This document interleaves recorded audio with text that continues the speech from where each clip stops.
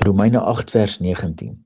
Van die skepping wag met reikhalsende verlange op die openbaarmaking van die kinders van God.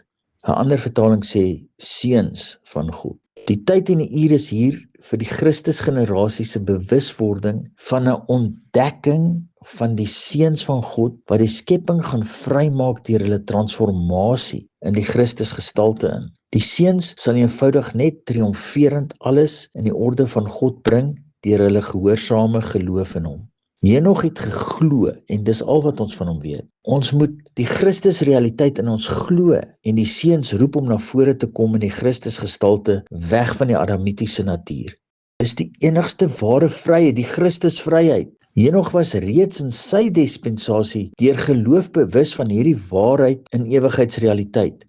Henog het Jesus die Christus slegs geken as die woord wat tot hom gekom het.